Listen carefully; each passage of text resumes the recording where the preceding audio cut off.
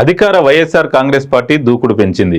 పిఠాపురం నుంచి జనసేన అధినేత పవన్ కళ్యాణ్ బరిలోకి దిగుతుండడంతో ఆయనను ఓడించేందుకు వైసీపీ ఫుల్ ఫోకస్ పెట్టింది. అందులో భాగంగా పిఠాపురం స్థానాన్ని మరోసారి నిలబెట్టుకునేందుకు పావులు కదుపుతోంది. ఈ నేపథ్యంలోనే పిఠాపురంపై జగన్ పూర్తి స్థాయిలో దృష్టి కేంద్రీకరించారు. అక్కడ ఎలాగైనా సరే గెలిచి పవన్కు చెక్ పెట్టాలనుకుంటున్నారు జగన్. మరోవైపు చూస్తే ఆంధ్రప్రదేశ్ రాజకీయాల్లో పిఠాపురం హాట్ టాపిక్గా మారిందనే చెప్పాలి. ముఖ్యంగా పవన్ ఇక్కడ నుంచి పోటీ చేస్తుండటంతో అధికార వైసీపీ ఫుల్ ఫోకస్ పెట్టింది. సీఎం జగన్ తన క్యాంపు కార్యాలయానికి వంగా గీత, ముద్రగడ పద్మనాభంను పిలిపించి మాట్లాడారు. గతంలో పిఠాపురం నియోజకవర్గాన్ని వైసీపీ కైవసం చేసుకుంది.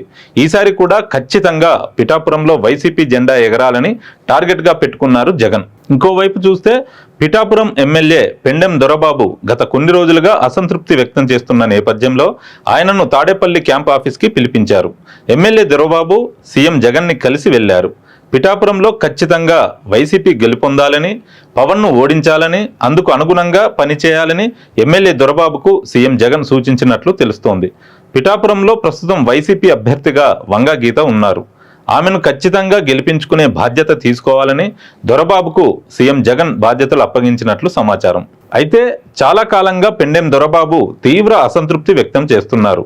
పిఠాపురం ఇన్ఛార్జిగా తనను తప్పించి వంగా గీతను నియమించడం పట్ల దొరబాబు తీవ్ర అసంతృప్తిలో ఉన్నట్లు సమాచారం. వంగా గీతకు ఆయన సహకరించడం లేదు. దీనిపై వంగా గీత పార్టీ హైకమాండ్కు ఫిర్యాదు చేసిన సంగతి తెలిసిందే. మరోవైపు కాపు ఉద్యమ నేత ముద్రగడ పద్మనాభంకు సైతం పిఠాపురం బాధ్యతలు అప్పగించారు జగన్మోహన్ రెడ్డి. అదేవిధంగా మాజీ మంత్రి కన్నబాబు, మంత్రి దాడిశెట్టి రాజా, ద్వారంపూడి చంద్రశేఖర్ రెడ్డి, మిథున్ రెడ్డిలకు పిఠాపురం బాధ్యతలు అప్పగించారు జగన్మోహన్ రెడ్డి. కొన్ని మండలాలకు ఇన్ఛార్జీలను కూడా నియమించారు. ఇప్పుడు అసంతృప్తిగా ఉన్న ఎమ్మెల్యే పెండెం దొరబాబును పిలిపించి నేరుగా ఆయనతో మాట్లాడి అతనిలోని అసంతృప్తిని తగ్గించే ప్రయత్నం చేశారు జగన్. ఎలాగైనా సరే పవన్ కళ్యాణ్ను అసెంబ్లీలో అడుగు పెట్టనివ్వకుండా చేయాలన్నదే జగన్ ప్లాన్.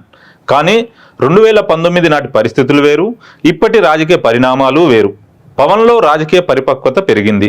బహిరంగ సభల్లో పవన్ స్పీచ్ అదిరిపోయేలా ఉంటుంది.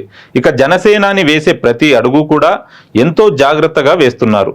పొత్తుల దగ్గర నుంచి అభ్యర్థులను ఎంపిక చేసే వరకు అంతా ఆచితూచి ఆలోచించి నిర్ణయాలు తీసుకుంటున్నారు. ఈసారి పిఠాపురంలో పవన్ గెలుపే లక్ష్యంగా పోరాటం చేస్తున్నారు. వారాహి యాత్రను కూడా పిఠాపురం నుంచే స్టార్ట్ చేయాలని ప్లాన్ చేస్తున్నారు జనసేన అధినేత పవన్ కళ్యాణ్. వైసీపీ అధినేత జగన్మోహన్ రెడ్డి వేసే ఎత్తులు ఈసారి చిత్తవడం ఖాయమంటున్నారు జన సైనికులు. ఇప్పటికే పిఠాపురం ప్రజలు ఓ నిర్ణయానికి వచ్చేశారని, ఎవరికి ఓటు వేయాలనే విషయంలో వారికో క్లారిటీ ఉందని చెబుతున్నారు రాజకీయ విశ్లేషకులు. మరి ఇలాంటి పరిస్థితుల్లో పవన్ను ఓడించాలని వ్యూహాలకు పదును పెడుతున్న జగన్ ఏ మేరకు సక్సెస్ అవుతారో అన్నది వేచి చూడాలి.